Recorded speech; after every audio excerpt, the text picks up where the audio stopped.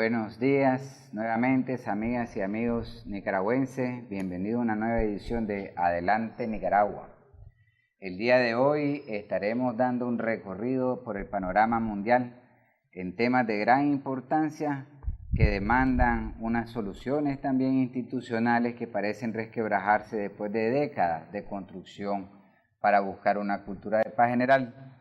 Nos referimos a temas como los resultados de la reunión del G7, la cumbre, lo que podemos esperar mañana de la cumbre de Singapur, la situación de la OTAN como instrumento geopolítico y la misma situación de crisis humanitaria que vive en estos días la Unión Europea, que está directamente vinculado en las reconfiguraciones de los poderes nacionales y locales de esa región. Con nosotros para esta reflexión tenemos al doctor y analista Humberto Avilés. Muchas gracias, doctor.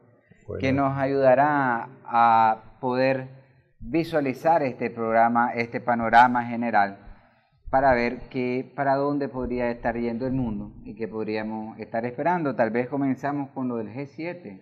Sí, yo creo que incluso por aquello de primero en el tiempo, el G7, como sabemos, fue viernes y sábado, si no me traiciona la memoria, en Canadá, ¿no? Y lo más destacable, tristemente, es una vez más el rol jugado por Donald Trump. Se descolgó de la reunión, se ausentó el sábado pretextando la cumbre de mañana en Singapur. Parece que necesitaba descansar todo el fin de semana para sentarse con Kim Jong-un, pues. Si se necesita estar mejor preparado. Si se cree la coartada esa de que se iba, lo que alegó. Y quien se hizo eco de el decepcionante papel, lo calificó así, fue la canciller alemana Angela Merkel. Porque dice que no podía calificarlo de otra manera, porque se estaba hablando de temas muy importantes, parecía que había un consenso, y vía Twitter, una vez que se ausentó, Donald Trump se negó a firmar la declaración final. Pero es sorprendente, ¿no?, que un presidente de la altura de los Estados Unidos esté sujetando la política exterior de este país a un instrumento que no es un instrumento de gobierno, ¿ya? Y además deshaciendo acuerdos que son estratégicos, porque ya lo vimos en Irán, sí, con el acuerdo, es decir, con esa ruptura de Irán, también él fue contra todo un grupo que había formado eso de aquí. Y de hecho hay algunos analistas que están sorprendidos con esta manera de hacer política. Es que ya para nadie, desafortunadamente para nadie resulta un secreto el comportamiento unilateral de Trump, que es reiterado, ¿no? Lo hizo desde la primera vez que se apareció en Europa, ¿no? En la cumbre de la OTAN, llegó a cobrarle a la Unión Europea. Es que ustedes aportan muy poco, deben aportar más, sobre todo en materia de defensa. Y ahí es donde le duele más a la Unión Europea y le va a doler, lo digo deliberadamente en futuro, no a Trump, que al fin y al cabo es un mandatario eventual y transitorio, como todos los poderes terrenales, ¿verdad? Sino a los Estados Unidos, por la posición, o sea, la política exterior de los Estados Unidos, si alguien la ha desestructurado, y estoy utilizando una expresión muy eufemística, es Donald Trump. O sea, aquí se acabó la distensión con Cuba. Extrañamente, con todos los altibajos a los que se ha visto sometida por los comportamientos erráticos de Trump, más erráticos que los del mismo Kim Jong-un, extrañamente ha habido una coherencia para llegar a trompicones al día de mañana a la cumbre de Singapur, ¿no?, de la que posteriormente vamos a hablar. Pero recordemos, decíamos, la OTAN de entrada llegó y chocó. Incluso hay una imagen en que aparta muy prepotentemente y efectivamente a un gobernante de un ex país de lo que fue el telón de acero, ¿no? De esos nuevos socios de la Unión Europea. Conocer el de España, de los más recientes miembros de la Unión Europea. Recibe a la Merkel en Washington por primera vez y la deja con la mano extendida para un saludo, ¿no? ¿Qué eso? Una imagen vale más que 1000 palabras y en términos políticos diplomáticos, pues yo creo que más aún.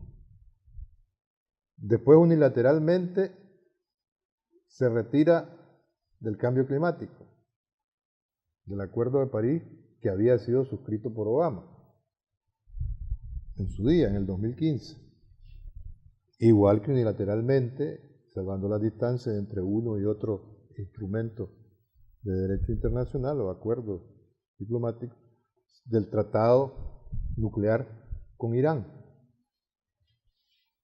Y la última joya es esto del G7, hasta el punto que no solamente Angela Merkel lo califica de decepcionante, sino que ya en conjunto con Emmanuel Macron, con el presidente francés, con el que chocó más frontalmente en la reunión del G7, están trabajando por expulsar a Estados Unidos, representado por la persona de Donald Trump, del G7. Entonces ya se empieza a hablar del G6, de momento del G6 más 1. ¿Ya? Tal vez para aclarar un poco a nuestros televidentes, no tan al tanto conocedores del G7, sería importante aclarar de que el G7 es conformado por las llamadas economías más industrializadas a nivel del mundo.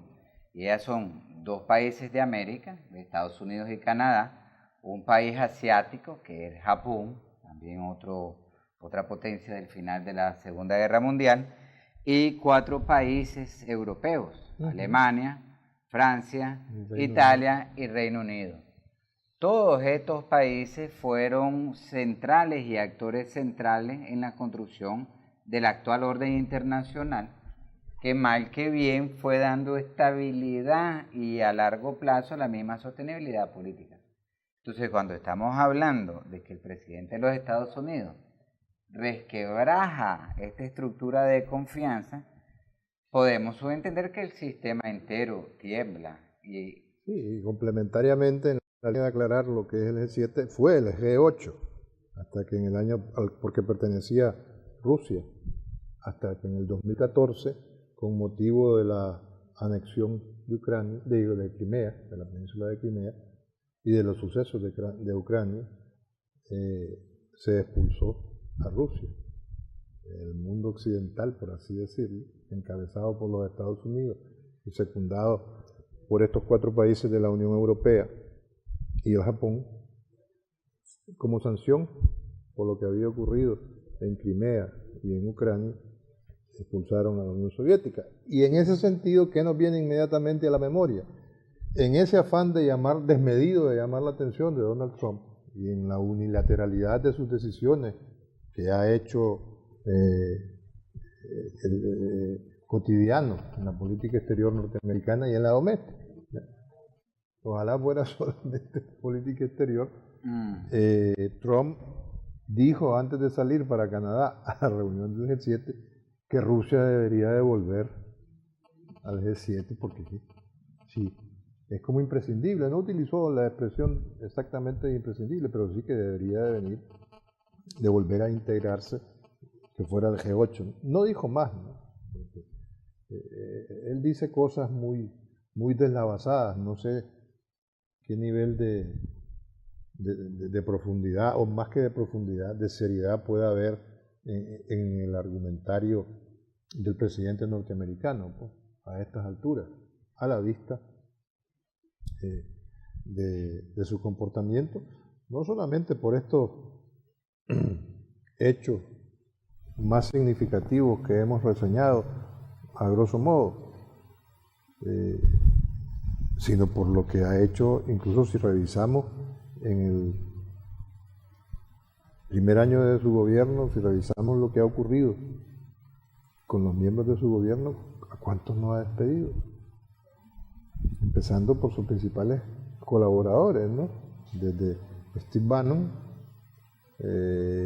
Jeff Sessions, el del FBI, Comey, el general Flynn, en fin. Uno comienza y no termina con el rosario de altos cargos de la administración norteamericana, de la administración Trump, que han ido cayendo inesperadamente o sorpresivamente, producto de la unilateralidad ya cuasi enfermiza del presidente norteamericano, ¿no? Pero en materia de seguridad, por ejemplo, esta actitud del presidente norteamericano no podría entenderse más bien como un riesgo para ellos, porque cuando el sistema se comenzó a montar, este sistema internacional, Estados Unidos era una potencia hegemónica indiscutible, era el 50% de la economía global, y ahora es una potencia hegemónica discutible y además 20% de la economía global, a pesar que tiene el 50% del presupuesto militar global. Era, pero es que lo has dicho bien, era. Y si alguien ha pisado el acelerador para que eso cada vez más, a medida que transcurre el tiempo, para que eso sea cada vez más realidad, es Trump, precisamente. Porque unilateralmente le declaró la guerra comercial con ese proteccionismo a partir de las sanciones decretadas a las exportaciones de acero de la Unión Europea, de México y del Canadá. Bueno, entonces no estaríamos repitiendo el marco institucional que ya hizo ir a este mundo a la Primera y a la Segunda Guerra Mundial, porque fue justamente esos instrumentos. Esperemos que no, esperemos que no. El gran problema, o los grandes problemas que gravitan sobre el abandono unilateral del cambio climático, en el mejor de los casos a mediano plazo, del tratado nuclear con Irán, de la guerra comercial ya adquiriendo matices mundiales, porque ahora mismo lo más álgido está apreciándose en el enfrentamiento comercial con la Unión Europea. Justamente su socio histórico. Que ha sido su principal socio. Pero eso tiene unas repercusiones en materia de defensa. Al regreso de la pausa seguramente comentaremos algunos aspectos de esa confrontación desatada por Trump. Bueno, amigos y amigas televidentes, seguiremos esta conversación en materia de institucionalidad global y seguridad global en el siguiente segmento.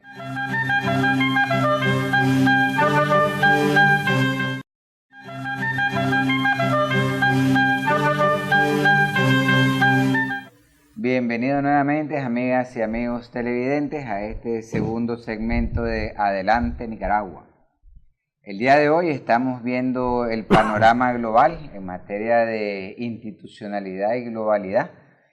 Hemos ido viendo con preocupación cómo ha ido habiendo un desmantelamiento de la institucionalidad global que por 75 años se ha hecho un gran esfuerzo por construir. La situación de los Estados Unidos no es la misma de aquel entonces. El mundo no es el de aquel entonces. Ahora tenemos un sudeste asiático, que es una economía, una potencia de conocimiento y económica.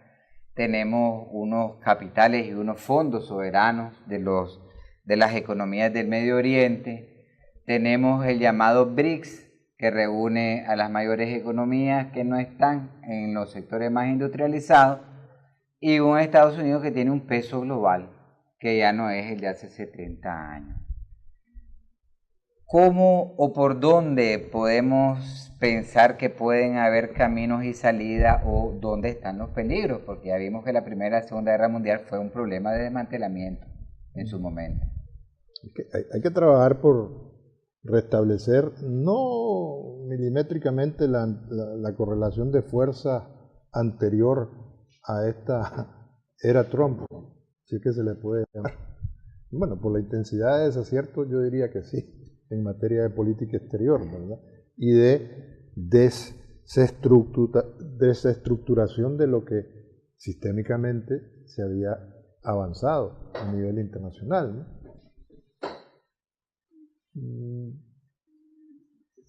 No terminamos de comentar en el segmento anterior, pero es bueno traerlo a colación, que precisamente esa unilateralidad desde el punto de vista del proteccionismo en lo económico, con la guerra comercial que comentábamos, con salirse unilateralmente de instrumentos de derecho internacional elaborados muy trabajosamente a base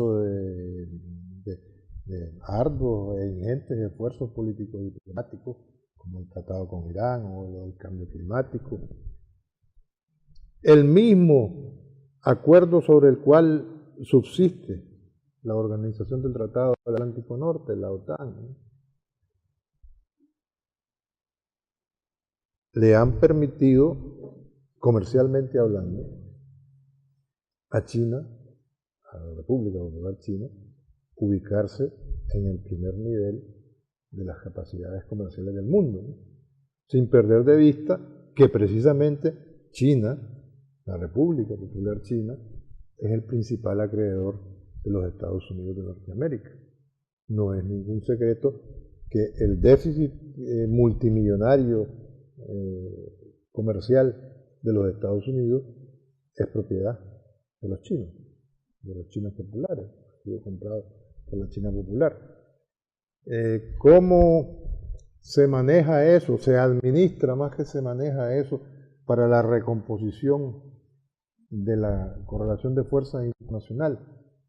Esa es una gran interrogante donde caben todos los subsistemas que hasta el momento componen el sistema de relaciones internacionales y en el que, por supuesto, tienen cabida todos los actores de la escena internacional en la medida de sus posibilidades.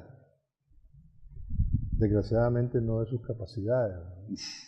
Ahí no podemos hacernos eco del axioma político-filosófico, yo no creo que sea ideológico, de don Carlos Marx, ¿no?, cada quien según sus capacidades, a cada quien según, o al revés, sus necesidades, sus posibilidades.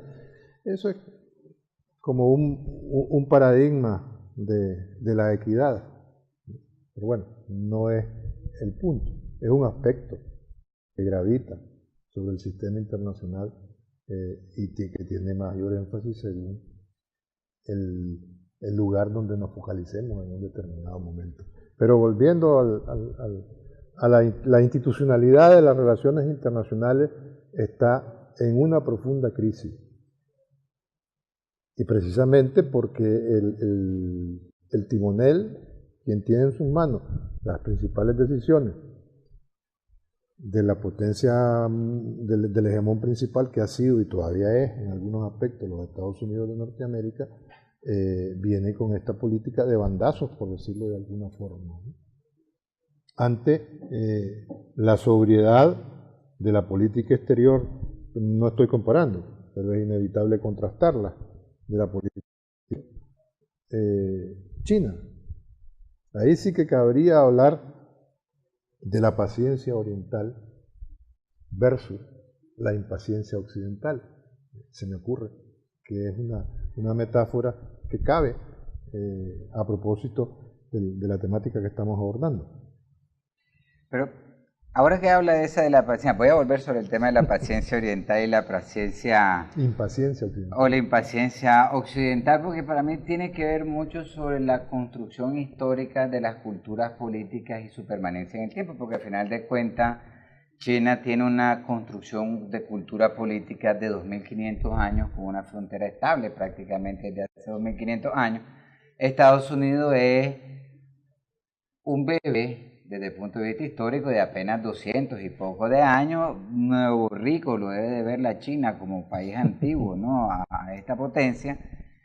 Pero en días anteriores, sobre todo porque en Nicaragua hemos estado hablando sobre el tema de la vieja y la nueva cultura política, y algunas personas hasta que cuestionan qué tan importante es poner el foco en el pensamiento. Entonces, a mí, oyéndolo hablar a usted de la situación de Trump ahora, me cabe la pregunta si estaremos asistiendo como al final del pensamiento que se estableció en 1990 con el concepto de el final de la historia.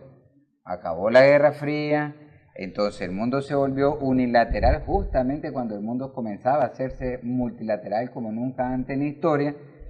Y vimos desde Clinton realmente que los Estados Unidos como poder exterior comenzó a debilitar estas estructuras. Entonces, si nos enfocamos desde el pensamiento político, podríamos decir que lo que estamos viendo hoy con Trump es como el corolario de un pensamiento político que se asentó en los Estados Unidos hace casi 30 años. Entonces, si alguien ha acabado con la historia norteamericana es precisamente Donald Trump. Entonces, si alguien se ha hecho eco, pareciera que leyó a Fukuyama, dudo mucho que haya leído a Fukuyama. Y dicho sea de paso, no comparto las tesis de Fukuyama. A todas luces se equivocó porque la historia continuó, y no precisamente por los derroteros que él señaló o esbozó en su tan traído y llevado título editorial, ¿no?, del fin de la historia. O sea, yo creo que ¿hace cuánto Fukuyama publicó el fin de la historia? ¿Y quiénes fueron los principales ecos o los ecos más sonoros de ese título, ¿no? Habría que verlo. Fue leña y carbón combustible para el segundo aire del neoliberalismo, ¿ya?, en algunos aspectos. En otros aspectos se habla del neoestructuralismo, ¿ya?, que es, si cabe la expresión y se me permite, desde el punto de vista de las ciencias sociales, una segunda época o un segundo aire de la concepción ortodoxa marxista de la historia, ¿ya? Pero bueno, sin entrar en profundidades o en disquisiciones filosóficas, volviendo a lo que nos interesa, hay un sistema internacional en plena crisis, con fragilidades por todos lados, con muchos flancos abiertos y ninguno a punto de cerrar.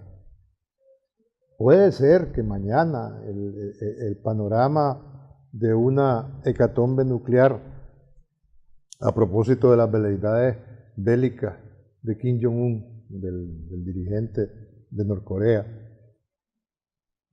y la reunión que tienen, y aquí me detengo porque leí esta mañana, y me imagino que lo habrán leído muchos de nuestros televidentes y de la audiencia, vos mismo, que preocupaba que en la agenda de mañana, de la reunión de mañana, de la cumbre de Singapur entre Trump y Kim Jong-un, no esté el tema de los derechos humanos.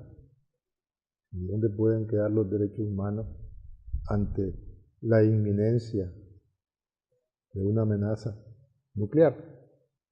Si no se consigue un consenso muy crítico, dicho sea de paso, entre estos dos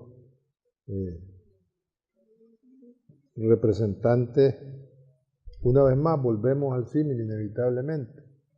Aquí Kim Jong-un vendría a ser un exponente de la paciencia oriental muy sui generis, dicho sea de paso. No es el caso, porque para mí eso es bueno dejarlo sentado. La paciencia oriental se cimienta en pensamientos como el de Mahatma Gandhi, y eso tiene profundo sustento en la no violencia. Pero eso es un camino y eso es una lucha de larguísimo plazo, para la que hace falta revertirse de una serenidad especial. En cambio, si alguien ha hecho depender la política interna de su país y la política exterior en el sistema de las relaciones internacionales de la inmediatez, es Mr. Trump. Inmediatez representada y simbolizada en los tweets, en los Twitter, ¿no?, para hacerse eco a través de esa red social por excelencia de la unilateralidad de sus decisiones, ¿no? En fin. Okay. Voy a hacer una pregunta. A ver, supongamos que yo soy Kim Jong-un un poco más delgado, pero supongamos que soy él y estoy pensando sin copete. Y sin copete. Sí, supongamos, estoy pensando que mañana me voy a reunir con él. Si yo necesito un acuerdo con el señor Trump. Si ya vimos que el señor Trump rompe de manera unilateral todos los acuerdos, y no solamente es que rompe los acuerdos, es que además los rompe fueron los canales formales de la diplomacia. ¿Ya? Es decir, ni siquiera hay una institucionalidad en el actuar del señor Trump a la hora que ejerce este papel de relaciones exteriores. ¿Qué credibilidad o qué puede esperar el señor Kim Jong-un? ¿A dónde puede llegar a esto? ¿Es un tema solo de imagen? ¿Dónde está realmente el valor de la reunión de mañana? Pues, es una pregunta cuyo interés radica en su dificultad de respuesta. Sin perderse en divagaciones. El margen es absolutamente especulativo, desgraciadamente, porque ambos personajes, ambos dirigentes que van a reunirse mañana, son absolutamente impredecibles. Pueden romper por cualquier lado. Yo tengo la impresión de que en los últimos tiempos Kim Jong-un se ha comportado con mayor prudencia. ¿Ya? Y en esa medida es que he apreciado atisbos de paciencia oriental, ¿no? Más allá de la ubicación geográfica de la península de Norcorea, ¿no? Parte norte de la península coreana. Pero credibilidad del uno en el otro, yo creo que está en niveles mínimos. Habría que remitirse al contenido de esa famosa carta, yo confieso que la desconozco, última de Kim Jong-un a Trump, sobre la base de la cual finalmente Trump parece que decidió que la cumbre se iba, ¿verdad? Pero te digo, no sé qué noticias manejes o tengas respecto al contenido de esa carta, si va a servir o podremos en ella encontrar elementos para responder a la pregunta de qué se pueda lograr mañana y si hay acuerdo, cuál es el nivel de confiabilidad mutua o recíproca de los dos protagonistas de mañana a lo que alcancen, ¿no? Ahora, ese encuentro tampoco se produce en el aire, es decir, yo creo que la China, el Japón, que son otros grandes actores, otras grandes potencias, están interesados en que se haga una solución real. Pero sobre esto volveremos en el siguiente segmento.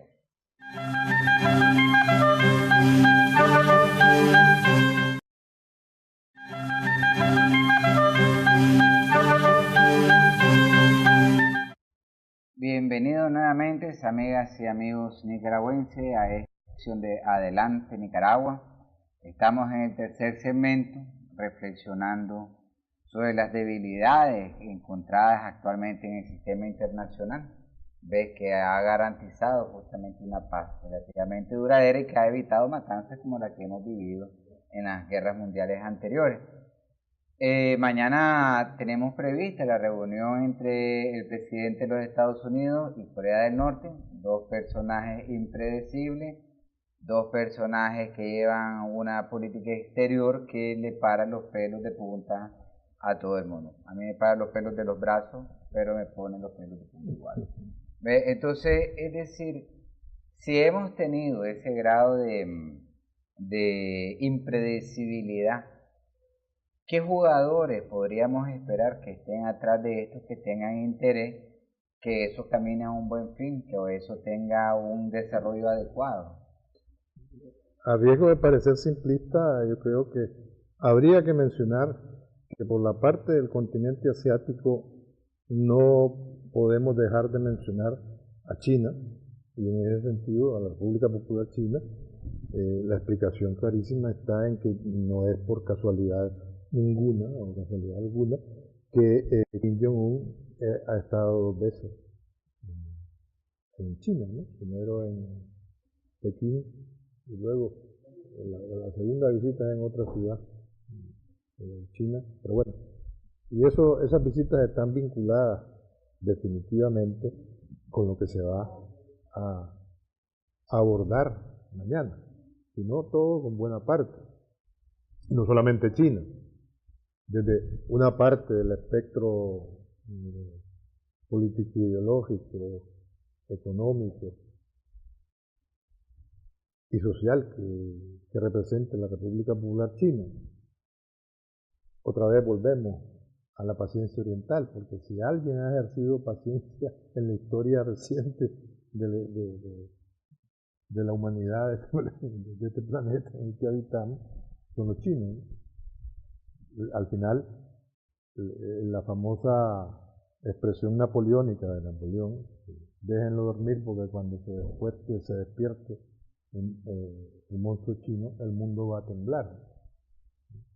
Está ahí, se está cumpliendo. Se ha tenido paciencia oriental de larga data China.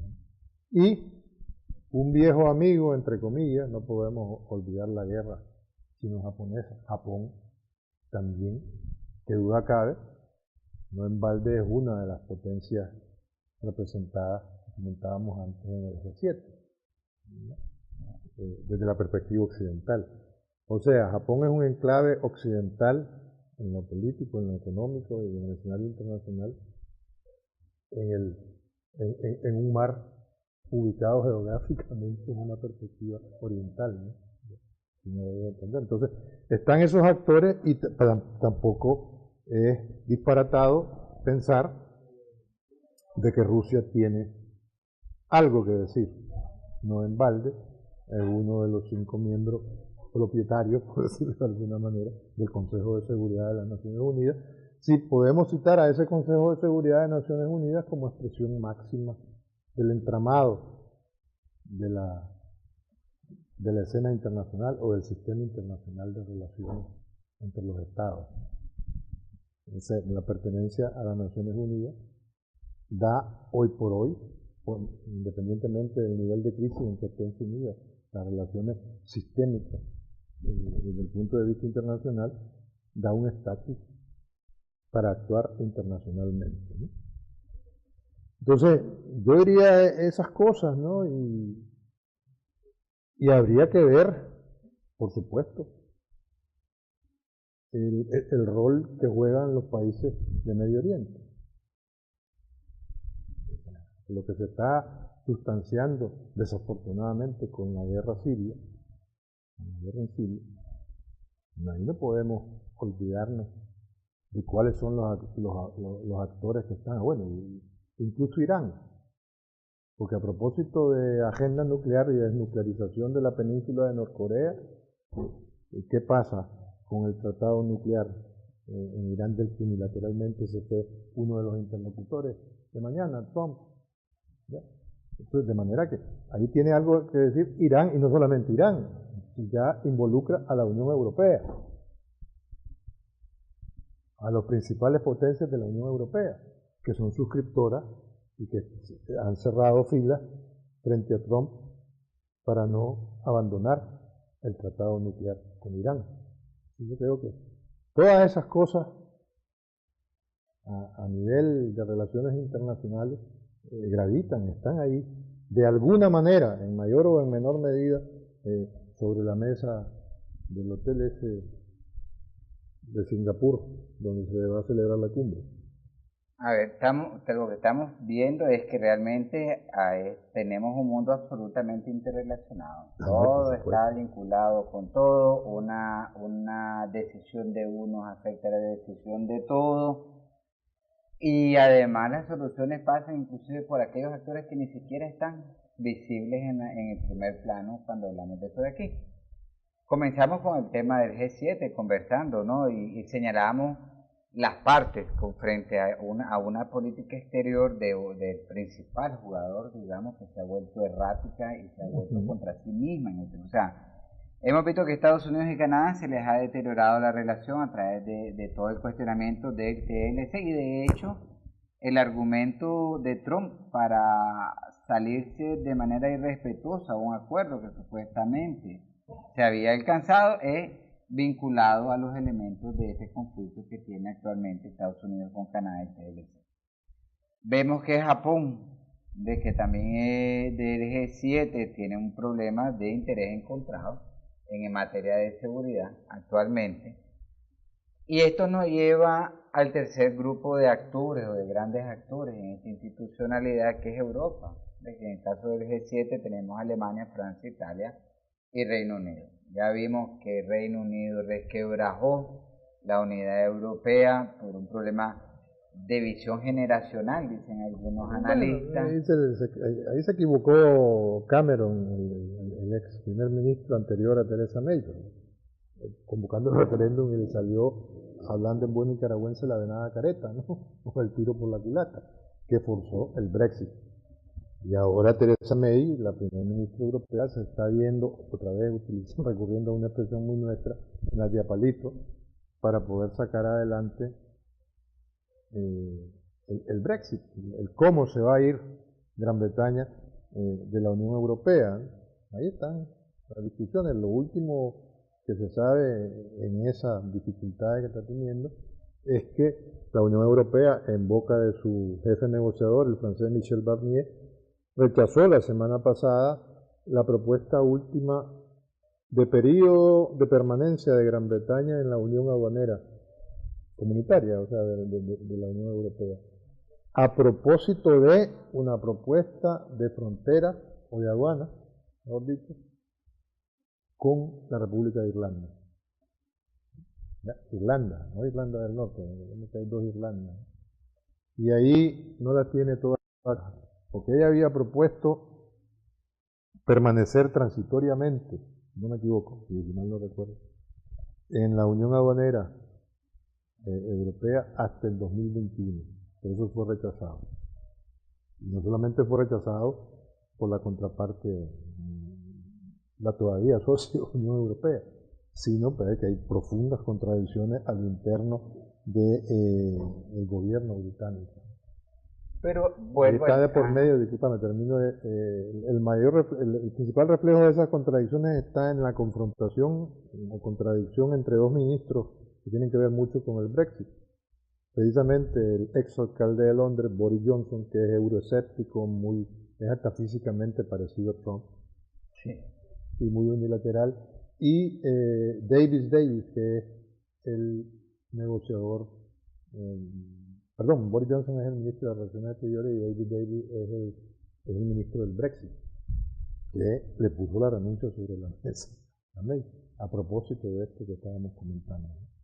Pero volviendo, digamos, a una aproximación desde el mismo pensamiento político, porque la verdad es que la gente muchas veces cree que los pensamientos políticos nacieron ahora en la última generación y son cosas que muchas veces, como dice el historiador Aldo Díaz, vienen desde el inconsciente colectivo. Por ejemplo, Kissinger en su libro de política, es que él habla de la construcción del pensamiento de relaciones exteriores de los ingleses y de la Unión Europea, de lo que ahora es la Unión Europea, señalaba él, y hacía mucho énfasis, él hace mucho énfasis en ese libro, que el Reino Unido tiene o tenía como política exterior desde el 1600 y tantos años el impedimento de una economía continental a la cual históricamente siempre ha visto con recelo.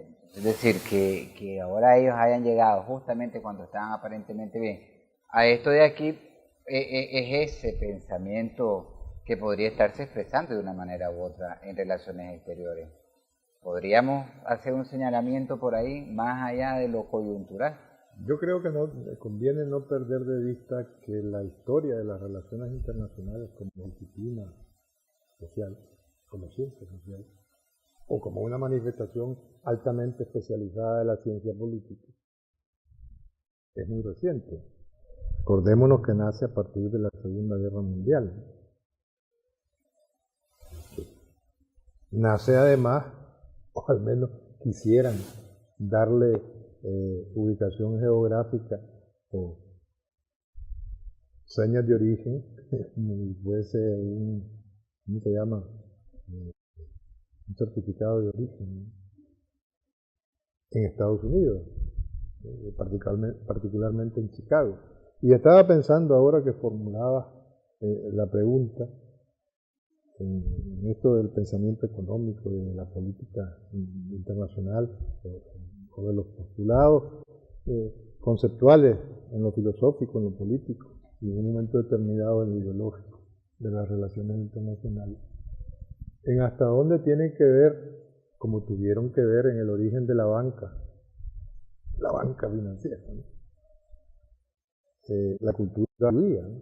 Yo creo que no es ninguna casualidad que la banca tenga su origen en destacados judíos, ¿no? Estamos pensando en los Rothschild, por ejemplo, ¿no? Cuando hablamos de relaciones internacionales y de su origen en Estados Unidos y particularmente en Chicago, estamos pensando en Morgenthau, en Hans Morgenthau, uno de los padres fundadores de las relaciones internacionales, ¿no? Entonces, no sé, quería dejar en el aire, y más que en el aire, en vos en tanto que conductor de este programa de análisis de política internacional, y en Cairo, pues, para cuando venga. El próximo lunes lo tendremos aquí. Hasta dónde la impronta judía, sin ningún matiz, ni ningún sesgo, ha tenido que ver en la estructuración del sistema económico internacional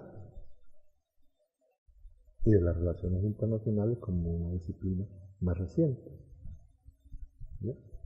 ¿Cuáles son las implicaciones de todo esto? En el nacimiento de esa potencia todavía hegemónica de los Estados Unidos de Norteamérica, el peso específico del pensamiento judío no es nada desdeñable, sino todo lo contrario.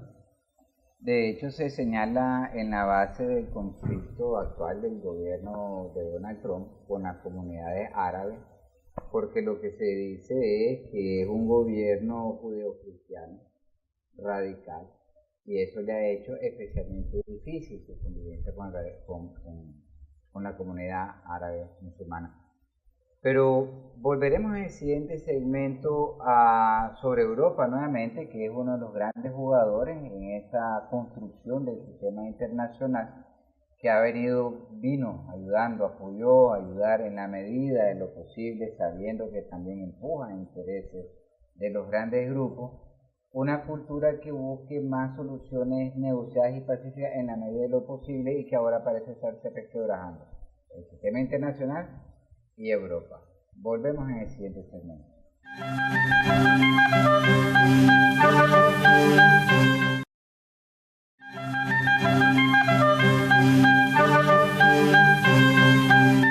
Bienvenidos amigas y amigos televidentes a esta edición de Adelante Nicaragua. Nos encontramos en el cuarto último segmento, llevando la reflexión sobre las dificultades que actualmente se vive a nivel global en los marcos institucionales y en los grandes bloques de pensamiento y económicos a nivel global. Vimos Estados Unidos como tenía serias dificultades para mantenerse en los canales que ellos mismos ayudaran a construir, de cómo habían venido emergiendo nuevos actores a nivel global que también daban nuevas configuraciones, como habíamos tocado el caso de la China, que era un nuevo jugador, y cómo otros actores que habían sido relevantes pasaban en este momento serias dificultades, como era el caso europeo. Vimos en el segmento anterior la situación del Reino Unido y cómo resquebraja. Pero ese no es el único problema. Hemos visto, inclusive el lunes pasado estuvimos viendo de que la situación de Italia estaba generando todo un nuevo panorama para la Unión Europea. ¿Cómo lo vería usted? La situación de Italia con un gobierno, le llaman el gobierno del cambio, dicho sea de paso, que tardó 4 meses en conformarse, y a trancas y barrancas, donde la voz cantante hasta el momento, y esto tiene que ver precisamente con la crisis de la Unión Europea, en ese gobierno italiano la lleva Matteo Salvini, que es el líder de la Liga Norte. Si hay alguien euroescéptico, este hombre, este italiano de 31 años, que presume de no tener ninguna experiencia política, que ha estado permanentemente en campaña electoral, entre otras cosas, porque ayer hubo elecciones administrativas de alcaldías en Italia. Y el repunte, la fuerza que ha adquirido la Liga Norte con respecto a su socio principal, el Movimiento 5 Estrellas, es insoslayable a estas alturas. Ayer unos 7 millones de italianos votaron para elegir gobiernos locales en 761 ciudades italianas. Y los resultados arrojan la consolidación de una mayoría del centro derecha, pero el centro para mí, entre comillas, más derecha que centro, representado por la Liga Norte, ¿ya?, en detrimento del caudal político del Movimiento 5 Estrellas. Hasta el punto de que si bien el gobierno italiano lo preside un primer ministro propuesto por el Movimiento 5 Estrellas, los grillines, que es como le llaman en Italia, grillines porque son los discípulos, los seguidores de Bear Grillo, el cómico fundador del Movimiento 5 Estrellas. ¿Ya? El único que propusieron fue el primer ministro, el profesor Conte, Giuseppe Conte, cuya irrelevancia parece ser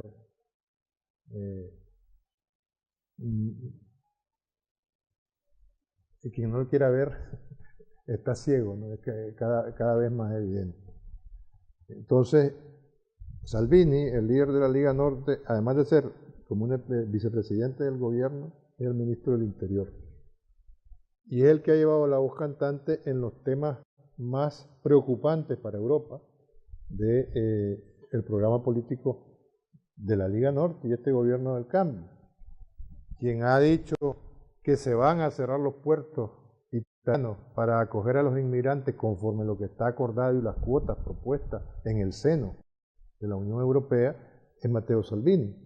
Hasta el punto que el buque Aquarius, que llevaba 3 o 4 días anclado frente a las costas italianas, para ver si lo dejaban atracar con 630 casi inmigrantes, finalmente no atracó en Italia. Tengo entendido que a última hora el nuevo gobierno español, que es otra gran preocupación de la Unión Europea, ya un poco menor, en la medida que se ha conocido que Rajoy se fue y ahora vuelven los socialistas. Es un gobierno de transición, pero bueno, entonces el nuevo gobierno español presidido por Pedro Sánchez ofreció el puerto de Valencia. Parece ser que para allá van.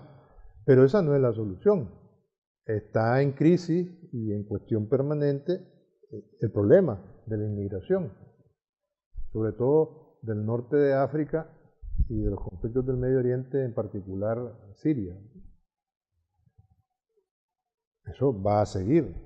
Eso va a abrir brechas cada vez más profundas en el tejido de los 28 socios, todavía 28 de los 27 socios de la Unión Europea.